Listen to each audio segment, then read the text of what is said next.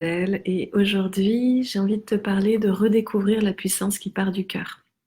Alors, je dis pas que je vais faire une vidéo tous les jours, ça ferait très bonne résolution de rentrée, mais en tout cas, j'ai pas mal de choses à partager là-dessus, pour plusieurs raisons. D'abord parce que c'est quelque chose qui prend énormément de place en moi, cette connexion qui part du cœur, la connexion avec l'essence, le fait de soutenir les personnes que j'accompagne à connecter avec leur cœur.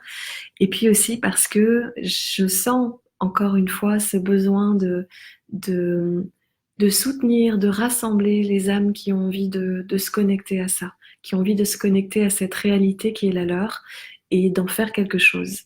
Et j'ai encore et toujours cette vision que c'est ensemble qu'on fait ce chemin, que c'est ensemble que parfois on trébuche et que c'est aussi ensemble qu'on peut trouver ou co-créer des solutions.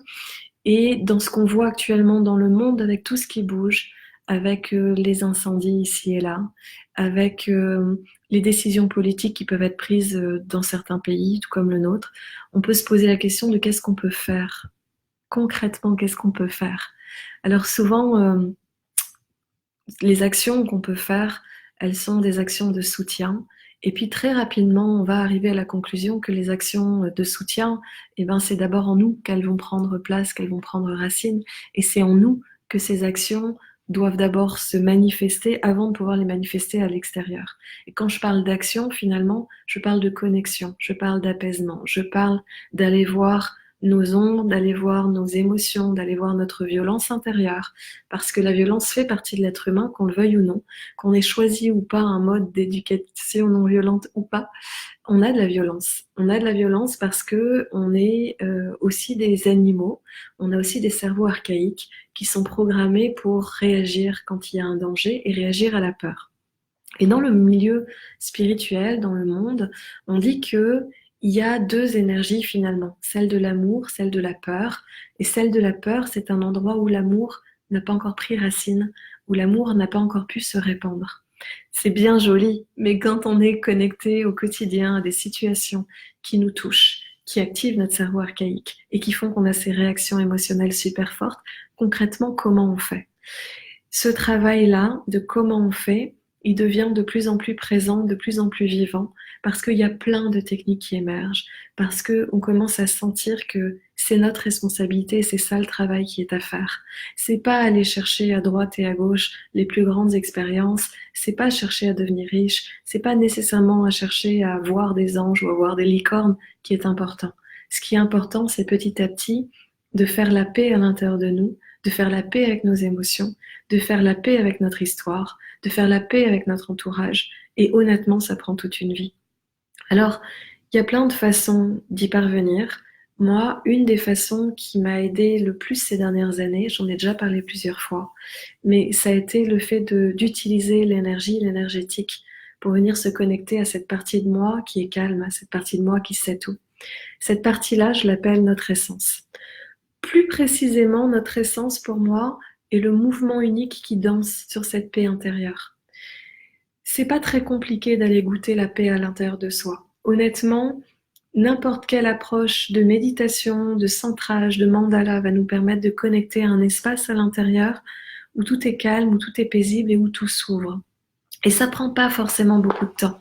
Même si on n'a jamais médité de sa vie, j'ai régulièrement des personnes qui n'ont jamais médité et qui, dans un espace créé pour elles, ressentent tout d'un coup cette paix à l'intérieur, cette sensation d'équilibre et cette sensation d'ouverture. Et parfois, quelques minutes suffisent.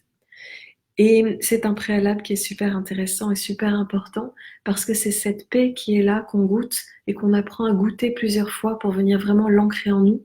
C'est à partir de cette paix qu'on peut commencer à avoir suffisamment de sécurité pour aller rencontrer nos émotions, faire la paix avec elles et surtout débloquer ce qu'il y a derrière. Parce que derrière nos émotions, derrière les blocages énergétiques ou émotionnels qu'on peut avoir, il y a des ressources.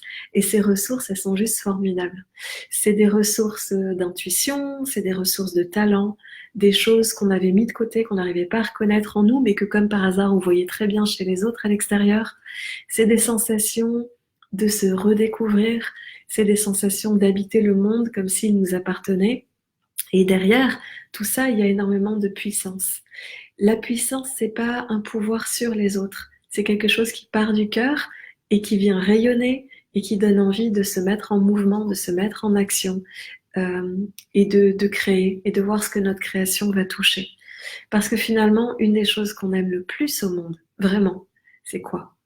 C'est d'être détendu, c'est d'être touché par notre entourage au niveau émotionnel, d'être connecté à quelque chose, que ce soit un paysage, que ce soit des animaux ou des personnes, c'est de vivre la magie qui se dessine quand on se sent en accord, connecté et uni à l'autre. Cette union, elle peut se faire à partir de partage, elle peut se faire au niveau intellectuel, au niveau émotionnel, au niveau spirituel.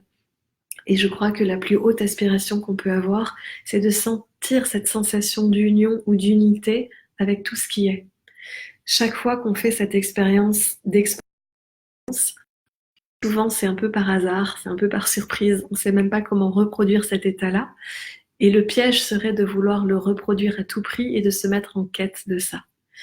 Et en fait, quand on essaye d'être en quête, on va projeter notre conscience pour atteindre cette perfection de l'unité. Il existe un autre chemin qui est d'accueillir l'unité à l'intérieur et la laisser se déposer.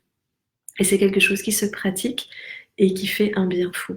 Et j'ai vraiment envie de vous inviter à ce voyage-là, à ce voyage de l'unité, parce que mon ressenti profond est que maintenant, à partir de toujours, mais particulièrement maintenant, l'unité, l'amour, l'ouverture est au cœur de, comment je pourrais dire, au cœur de notre spirale, au cœur de notre évolution et surtout au cœur des solutions qu'on a à trouver dans le monde pour vivre mieux, vivre en meilleure intelligence avec notre environnement et notre entourage.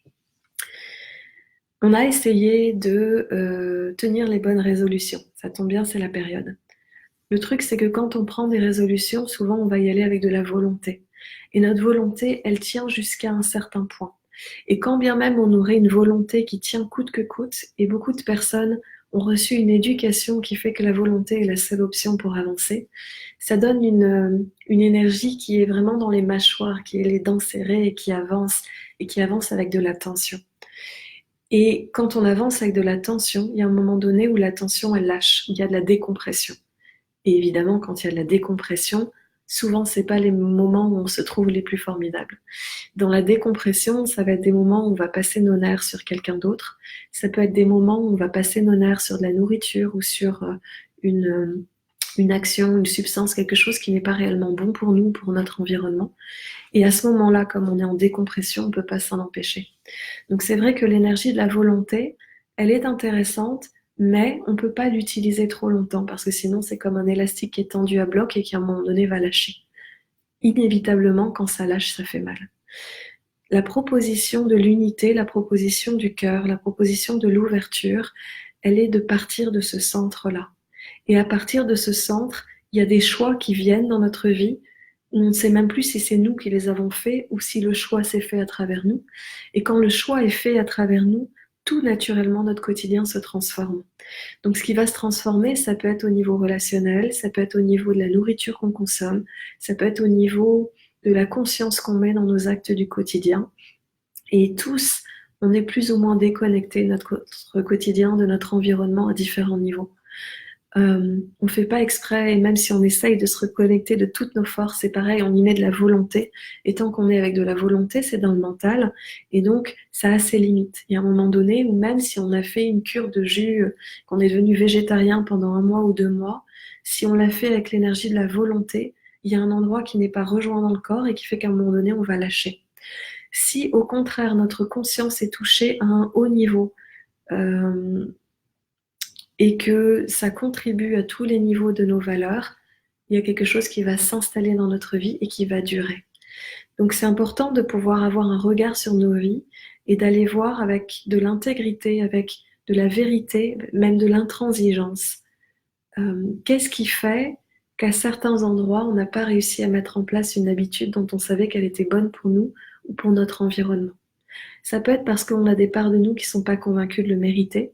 Ça peut être parce que sur un point, il y a des parts de nous qui trouvent davantage de confort à vivre de cette façon que de faire l'effort, même si par ailleurs au niveau mental, elles croient à plein de choses super pour la planète ou pour elles.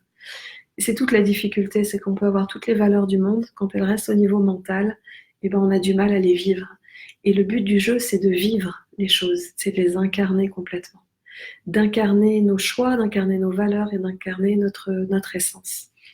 Et on peut épouser mentalement énormément d'idées et de concepts séduisants qui nous parlent et en même temps ne pas voir qu'à l'intérieur, ça contribue. Coucou Camille, bisous. Donc voilà, cette invitation pour moi, elle est de redécouvrir ce centre à partir duquel les choses s'installent et elles s'installent presque en dépit de notre mental, en, comment dirais-je, au-delà de nos volontés, au-delà de ce qu'on aimerait y mettre, il y a quelque chose qui se pose. Et quand ça se pose très souvent, ça passe par beaucoup d'amour et beaucoup de tendresse et de la sécurité. Une des choses que je retrouve le plus dans les consultations que je donne, c'est le besoin de sécurité. Et souvent, on a cherché à créer la sécurité. Très souvent, les endroits d'insécurité commencent très très tôt, souvent in utero, parfois dans la petite enfance, parfois à d'autres niveaux. Et cette insécurité-là, on essaye de la combattre. On essaye de la combattre avec de l'amour, mais on essaye de fabriquer de l'amour ou de fabriquer de la sécurité. Et quand on essaye de fabriquer quelque chose, ça part d'une bonne intention, mais ça part d'une partie qui est blessée et donc qui n'est pas complète. Quand on vient toucher notre essence, quand on vient toucher notre cœur, quand on vient toucher le centre de nous, il y a quelque chose qui est suffisamment grand pour nous contenir et donc suffisamment grand pour donner de la sécurité aux parts de nous qui ont été blessées. Et une fois que ces parts reçoivent de la sécurité, elles vont retrouver de l'élan, retrouver du naturel, retrouver de l'ouverture. Et ce qui me passionne, c'est qu'est-ce qu'on fait à partir de là. Finalement, toucher des niveaux d'éveil, toucher des niveaux de connexion à soi, ça peut arriver de façon fortuite ou de façon régulière, mais ce qui est passionnant, c'est qu'une fois qu'on est dans ce cœur, quel est l'élan qui a envie de danser dessus? Quel est le mouvement? Quelle est la contribution qui a envie d'être apportée dans le monde? Et c'est tout le sens de mon travail, c'est tout ce qui m'anime actuellement, c'est d'observer ça dans le monde ou d'observer ça dans ma vie. Et je ne prétends pas avoir tout résolu. J'expérimente ça depuis 3 à 4 ans, mais c'est quelque chose où régulièrement, je peux être surprise sur le chemin et régulièrement apprendre des nouvelles leçons que j'ai vraiment à cœur de partager. Vous l'avez peut-être vu si vous suivez ce que je fais. Je rouvre en fait le cercle des âmes libres et inspirées et ça commencera le 30 janvier. Ça va être une aventure de connexion à soi, de connexion au cœur et aussi d'expansion de notre essence pour la soutenir et lui permettre de s'incarner et de vraiment prendre place dans la matière et de regarder ce qu'on crée ensemble quand on crée la connexion à soi et à l'autre. C'est un cercle qui dure environ 3 mois. Je dis environ parce que en général, sur le papier, c'est 3 mois et en général, on reste en lien beaucoup plus longtemps après. Toutes les infos sont sur mon site internet. Mais au-delà de cet aspect instant publicité, j'ai surtout envie de vous inviter à un temps de questions, de réponses autour de ce thème, de la puissance qui part du cœur. Et je vous propose de se retrouver dans un temps qui serait le jeudi 16 matin à 9h30, entre 9h30 et 11h30. Je vais poster ensuite une invitation pour ceux et celles qui souhaitent me rejoindre dans cette aventure. C'est un temps ensemble, c'est un temps gratuit, c'est un temps pour répondre à toutes les questions que vous pouvez avoir sur la puissance qui part du cœur. Si vous avez des questions sur le cercle des âmes libres et inspirées, ce sera aussi l'occasion d'en discuter. Et surtout, c'est un temps de rencontre en ce début d'année. Donc voilà, j'espère que vous aurez envie de participer à ça pour qu'on puisse échanger de vive voix. C'est toujours plus facile que sur un live où finalement il n'y a que moi qui parle. Ou vous aurez envie de poser des questions, parce que si vous avez des questions à poser, déjà là dans le fil, je peux y répondre. Ou s'il y a des choses qui vous ont touché dans ce que j'ai partagé aujourd'hui, c'est pareil. Je serais très intéressée de savoir qu'est-ce qui est touché et à quel endroit.